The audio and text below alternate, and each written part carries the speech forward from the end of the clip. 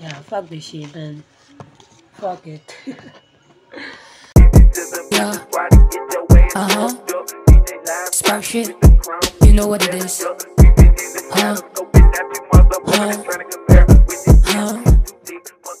What is up sa inyo mga katropa? It's me, your boy, Ven. Back it up again with another vlog. So for today's Season 2, Episode 84, Failed. Yes. So, I know that grades doesn't define us. Grades doesn't define our intelligence, pero etong nakuha ko kasi, it doesn't define my intelligence. It define my strength. Okay?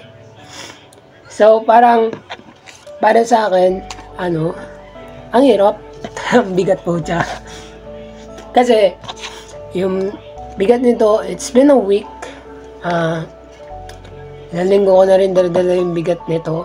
And I was pushing myself again into my limits. Alam niyo yun, talagang pinupush ko yung sarili ko na mabago. Pero hindi ko mababago kasi hindi ko pwedeng i-take yung isang subject sa second sem kung failed yung subject dito sa first sem. So, ito yung grades ko. And to be honest, ito yung about dun sa talagang about dun sa video title. Kaya failed, no? So, Jenny 01, 2.50. Jenny 02, 1.50. BPAM 01, 2.50. Jelly 01, 1.50. Patfit 01, 2 flat. NSTP 01, 5 flat. Failed. Ayan o. So, mag-flash din naman sa screen. Yan. Failed siya. It was because kasi, kaya ako nag-decide na i-drop siya kasi hindi talaga kaya ng katawan ko. Kumbaga, syempre, sa sobrang dami ko na responsibility sa school, sobrang dami kong extracurricular type shit is hindi kinaya ng katawan ko, and kapag nagsabay-sabay sila, talagang mawiwindang ako. And other than that, may deep reason pa ako kasi nung pinuna ko yung pagkakamali nila ng mga kasama ko, hindi nila maamin yung mga pagkakamali nila. Ako naman yung pinuna. So, dahil dun sa pinuna nila ako, nainis ako. So, dinrap ko na lang. Kaysa magkagulo, di ba? Kaysa naman bumoses pa ako dun, like wala naman ako magagawa. I'm just a normal guy, man. I'm just a normal citizen, and yung may hawak sa amin is not. So, parang dun sa part na yun is wala talaga akong boses na ipag-ano yung rights ko. Kasi, nagpasa ako ng MedCert. Actually, dapat ang ipapasa ko MedCert is yung about sa mga dislocations ko, ganito ganan, na hindi ako pwede sa mga mabibigat na physical activities. Kasi totoo naman, hindi ako pwede. Kaya medyo mild nga lang yung mga workout type shit ko eh. Talagang hindi siya yung sobrang nakahapit yung katawan ko kasi hindi talaga ako pwede sa mga mabibigat na physical activities dahil sa mga dislocations ko.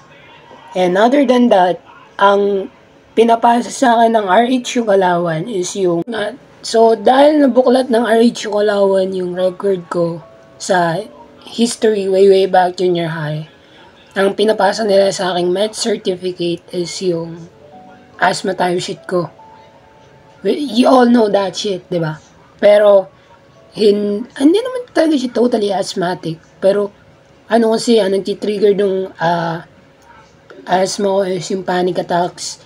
Hindi naman ako nagkakaroon ng asthma if pag mainit yung panahon, ganito ganan. Well, I'm using some shit. Kaya hindi na rin na masyado nag-ano. Pero nung simula na nagkanto ko, tol, nawala lahat. Hindi naman sa ina-encourage ko kayo, and don't you ever do this shit. Kasi it's bad for your health then. Alam ko yun, pero ang hirap na kasing i-quit, ang hirap na rin itigil. Kaya yun. Pero, yun nga, back to the topic tayo. Pinapasa sa akin na RH na med certificate is yung asthmatic. Yung history ko ng asthma. And sabi nila, hindi daw tunay yung med certificate na pinasa ko kasi iba-iba yung pirma. May mga nagpasa din ng med certificate na galing RH Kalawan at iba din yung pirma doon. So, anong magagawa ko? Yung nurse yung pumilma eh. Anong gagawin ko? Antayin ko pa yung doktor. Ha? Yun. Peking nga daw. Tapos, may asthma pero nasayaw sa dance club. Ano paki nyo? Katawan ko to eh. Bakit ba?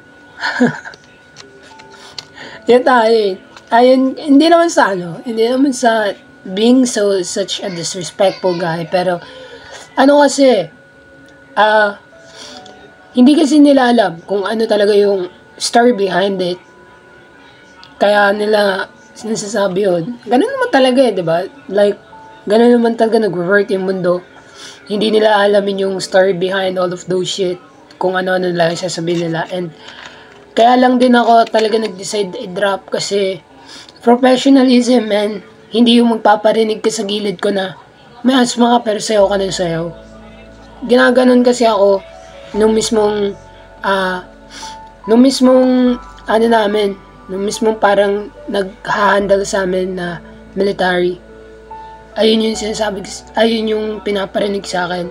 Pwede naman irekta sa akin like be professional na lang sa work nila.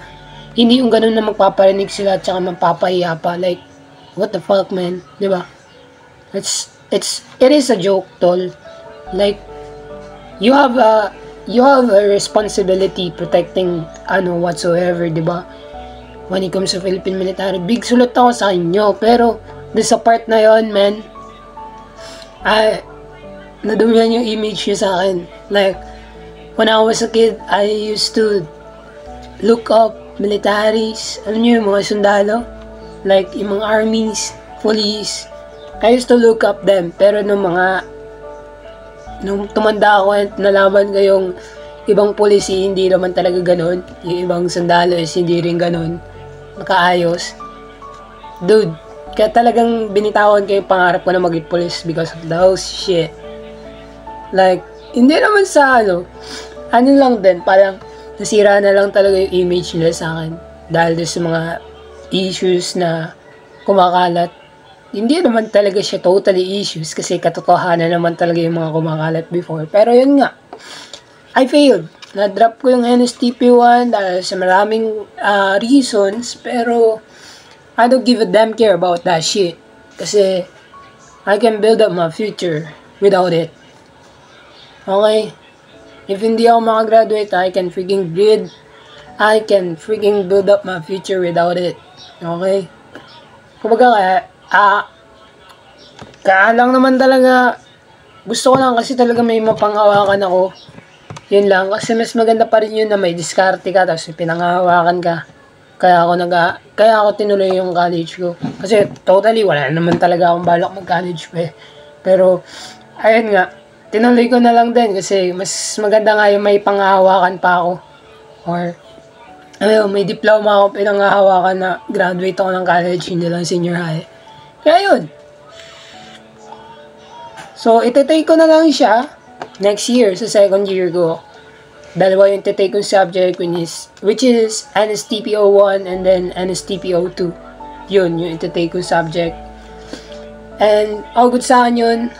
Like, kakayanin na next time, kakayanin ko na and I'll make sure that I make it right. Kasi, kung naitama ako naman yung mga pagkakamali ko noon, kaya kong itama itong pagkakamali ko ngayon.